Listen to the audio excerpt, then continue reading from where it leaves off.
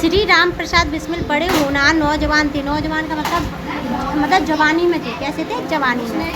गजब के शायर थे, देखने में बहुत सुंदर थे, योग्य बहुत थे। जानने वाले लोग कहते हैं कि यदि किसी और देश या किसी और समय पर पैदा हुए होते तो सेना के अध्यक्ष बनते। यह बात कहना हमारे देश के प्रसिद्ध स्वतंत्रता सेनानी भगत सिंह बिस्मिल के बारे में था। किसने बोला था? भगत सिंह ने बोला था। किसने बोला था? भगत सिंह ने बोला था कि ये कहीं पे सेना के अध्यक्ष होते अगर हमारे देश में और इस टाइम पे पैदा नहीं हुए होते। ठीक है। अब देखो, राम प्रसाद बिस्मिल का जन्म जब हुआ था उस समय भारत पर अंग्रेजों का आधिपत्य यानी कि गुलाम था। आधिपत्य का मतलब क्या होगा? गुलाम।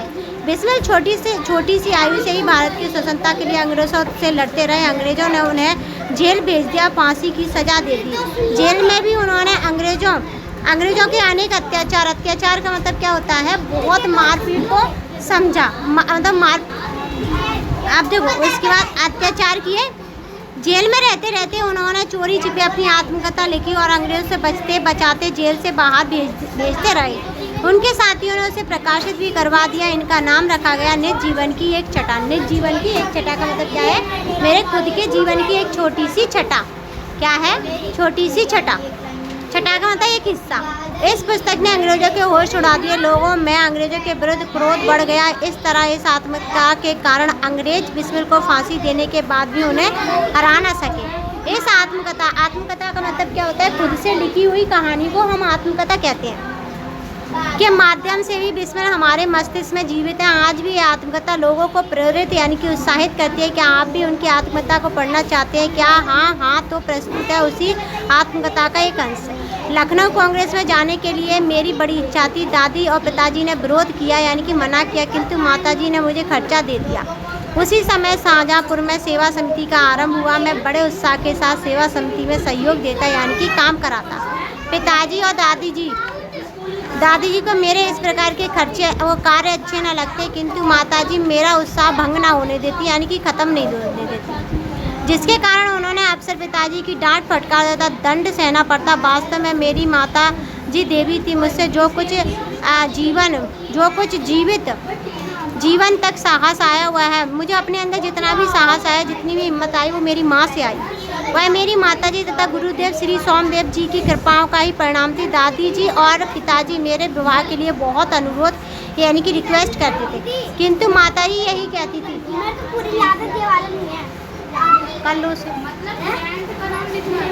माताजी यही कहती शिक्षा पा चुकने के बाद ही विवाह करना अच्छा होता है। माताजी के प्रोत्साहन तथा सद्व्यवहार ने मेरे जीवन को दृढ़ता उत्पन्न की कि कहीं आपत्ति तथा संकट के आने पर मैंने अपने संकल्प को ना त्यागा। मतलब कितनी भी मुसीबत हो गई, मैंने अपने लक्ष्य को नहीं छोड़ा। एक समय मेरे पिताजी दीवान मुकदमे में किसी पर दावा करके वकील से कह रहे थे कि जो काम हो वह मुझसे करा ले। कुछ आवश्यकता पड़ने पर वकील साहब ने मुझे बुला लिया और कहा कि मैं पिताजी के हस्ताक्षर वकालतनामे पर कर दूं। मैंने तुरंत उत्तर दिया, यह तो धर्म के विरुद्ध है, इस प्रकार का पाप मैं कदापि नहीं कर सकता। वकील साहब ने मुझे समझाया कि मुकदमा खारिज हो जाएगा, किंतु मुझ पर कुछ भी प्रभाव ना पड़ा, ना मैंने हस्ताक्षर किए। अपने जीवन में हमेशा सत्य का आचरण किया, चाहे कुछ हो जाए। सत्य बात कह देता था। 11 वर्ष की उम्र में पिताजी की विवाह पर शाहजहाँपुर आई थी। मतलब 11 वर्ष की उम्र में माताजी विवाह कर शाहजहाँपुर आई थी। उस समय वह नितांत अशिक्षित एवं ग्रामीण कन्या के समान थी, यानी कि बिल्कुल पढ़ी लिखी नहीं थी। शाहजहाँपुर आने के थोड़े दिन बाद पिताजी ने अपनी छोटी बहन को बुला लिया। उन्होंने पिताजी को गृह कार्य की शिक्षा दी। थोड़े दिनों में माताजी ने घर के सब कामकाज को समझ लिया और भोजन नाद का ठीक प्रबंधन करने लगी। मेरे जन्म होने के 5 या 7 वर्ष बाद उन्होंने हिंदी पढ़ना प्रारंभ कर दिया। एंटीसेप्टिक चाची लगाना हट गया हो। पढ़ने का शौक उन्हें खुद ही पैदा हुआ था। मोहल्ले की सखी सहेली जो घर पर आया करती थी, उन्हीं में जो शिक्षित थी, माता पिता उनसे अक्षर बोध करती थी।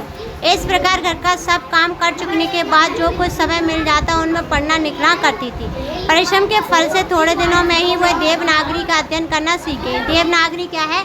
स्क्रिप्ट है। जो हम हिंदी पढ़ रहे हैं यही देवनागरी है। क्या है? देवनागरी। जो हम हिंदी पढ़ रहे हैं ना, यही देवनागरी है। क्या है? इसी को हम देवनागरी कहते हैं।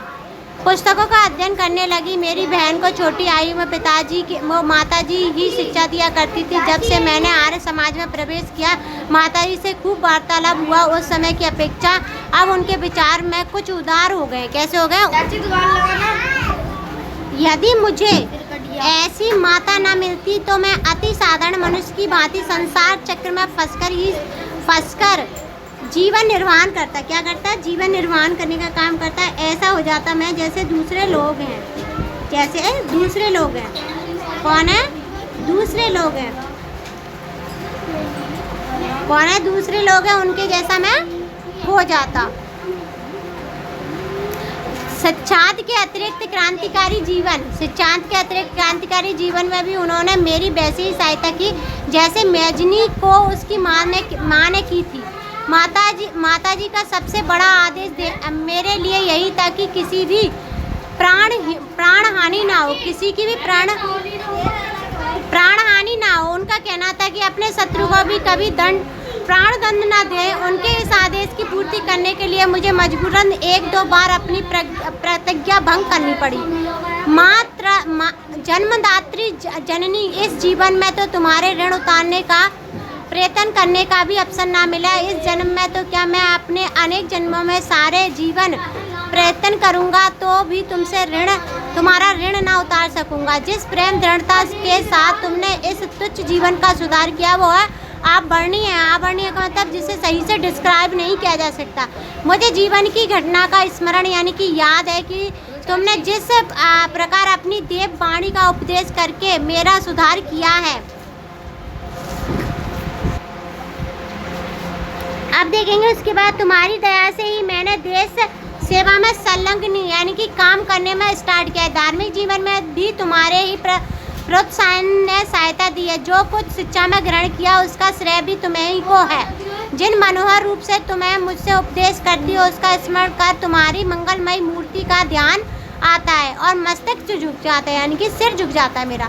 तुम्हें यदि मुझे तो ताड़ना भी देता होता, मतलब तुम्हें यदि मुझे ताड़ना भी देनी है। क्या देनी है? ताड़ना मतलब शिकायत करनी है तो बड़े स्नेह से बात कर समझा दिया। यदि मैंने घृणता पूर्वक उत्तर दिया तब तुमने प्रेम भरे शब्दों में ही यही कहा, तुम्हें जो अच्छा लगे वह करो, किंतु ऐसा करना ठीक नहीं है, इसका परिणाम अच्छा नहीं होगा।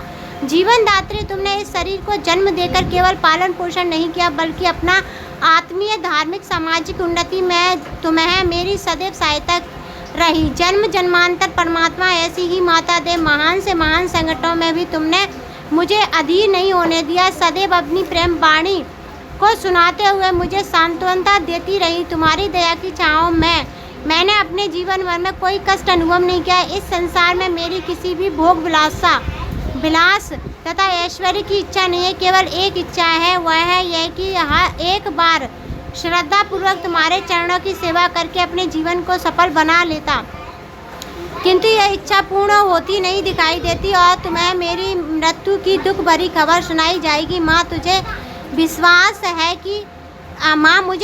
है कि तुम यह समझकर धैर्य रखोगी कि तुम्हारा पुत्र माताओं की माता या भारत माता की सेवा में अपने जीवन को बलि देवी की भेंट कर रहा है और उसने तुम्हारी कोख कलंकित नहीं की। अपनी प्रतिज्ञा दृढ़ रहा। अपनी प्रतिज्ञा पर वह दृढ़ रहा। जब स्वतंत्र भारत का इतिहास लिखा जाएगा तो उसके किसी पृष्ठ पर उज्ज्वलित अक्षरों में तुम्हारा भी नाम लिखा जाएगा। गुरु गोविंद सिंह की धर्म पत्नी ने जब अपने पुत्र की मृत्यु की खबर सुनी तो बहुत प्रसन्न हुई और गुरु के नाम पर धर्म रक्षक अपने पुत्र के बलिदान पर मिठाई बांटी। जन्मदात्री वर्दों की अंतिम सांस भी मेरा हृदय किसी प्रकार से विचलित यानी कि भटके ना और तुम्हारे चरण कमलों को प्रणाम कर मैं परमात्मा का स्मरण करूं, शरीर त्याग करूं यानी कि मैं मर जाऊं और मैं क्या करूं, अपने शरीर को क्या दे दूं, बलिदान दे दूं। क्या दे दूं? बलिदान। लेखक से परिचय देखेंगे। लेखक से परिचय कल तुम याद करके लाओगी, एक बार समझा रही हूँ। भारत के स्वतंत्रता संग्राम में अनेक क्रांतिकारी वीरों ने अपना बलिदान दिया। सरफरोशी की तमन्ना जैसा तराना लिखने वाले राम प्रसाद बिस्मिल भी उन्हीं क्रांतिकारियों में से एक थे। मात्र 30 वर्ष की आयु में अंग्रेज सरकार द्वारा उन्हें फांसी पर लटका दिया। असाधारण प्रतिभा के धनी राम प्रसाद बिस्मिल एक अच्छे कवि लेखक थे। उन्होंने अनेक किताबें लिखी, जिनमें से आत्मकथा काफ़ी चर्चित है। मेरी माँ उनकी आत्मकथा का एक अंश है। एक अंश मतलब एक पार्ट है। ये याद करके लाना है। और अभी क्वेश्चन आंसर तुम्हारी बुक से करवा रही हूँ।